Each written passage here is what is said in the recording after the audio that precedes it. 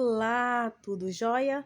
Hoje venho falar com vocês sobre alguns segredos relacionados às tribos indígenas. Vocês sabem que não basta pesquisar muito para descobrir que antes do que se diz descobrimento do Brasil, que está nas literaturas das escolas, já existiam os indígenas aqui nessa terra.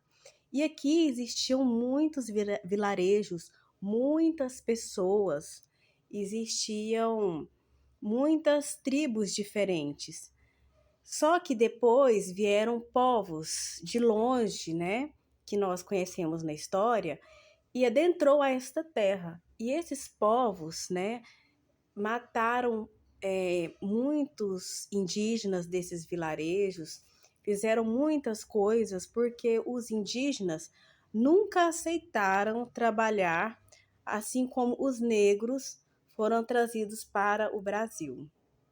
Os povos indígenas sempre foram povos que tiveram muita resistência e nunca se intimidaram para servir, para servidão.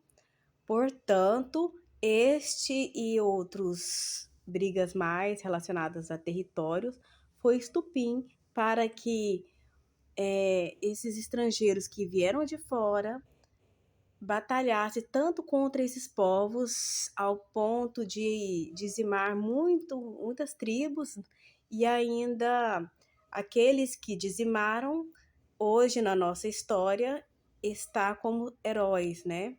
Escrito muitas das vezes em nome de ruas, nome de monumentos. Bom, essa é a história do Brasil que todos nós conhecemos.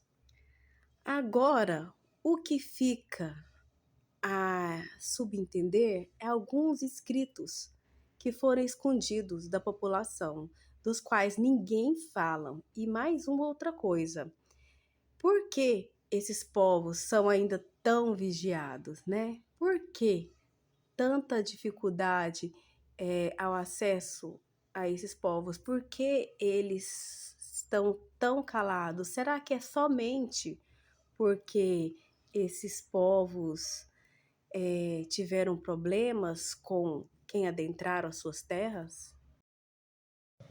O livro Pré-História, Memorial Enciclográfico, na página 74, nos traz as seguintes informações. Aqui tem um trecho que relata livro sobre Atlantes de Planton, 1700, onde procurou demonstrar admiravelmente a existência de uma civilização primitiva entre povos, que ele colocou na Tartária Septentrional, encontrando nesta civilização a origem dos chineses, dos índios, dos gregos e de todas as outras nações antigas. Aqui diz que os Atlantes habitavam uma grande ilha no norte das Colônias de Hércules e que tinham também as invasões dos bárbaros sendo repelidos no tempo em que eles estavam submersos às leis egípcias. E Platão descreve também a maneira em que o terremoto fez desaparecer o continente de Atlântida. Ele fala também que existia uma admirável conformidade entre as instituições de Atlântida e da antiga Grécia e o Egito. Ele diz também que os antigos tiveram mais ou menos conhecimento claro da existência verdadeira dos novos continentes américo-brasileiros, que depois separaram dos antigos continentes. Já em outro livro, mostra claramente que o Brasil fez parte da África. O livro que diz sobre Brasil fazer parte da África se chama Brasilidades. Já esse outro livro aqui nos diz que os indígenas tinham o costume de ungir a cabeça com óleo de urso, assim como os judeus também tinham esse mesmo costume.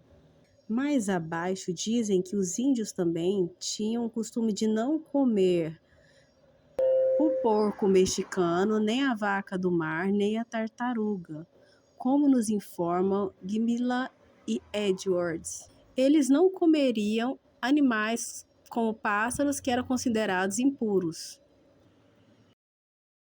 Também tem um trecho da Bíblia de Macabeus, uma antiga Bíblia católica, 1 de Macabeus 6:37. Havia também sobre cada limária destas uma forte torre de madeira destinada a protegê-la, e por cima das tais torres umas máquinas. Em cada torre 32 dos mais valentes homens que planejavam de alto com um índio por condutor.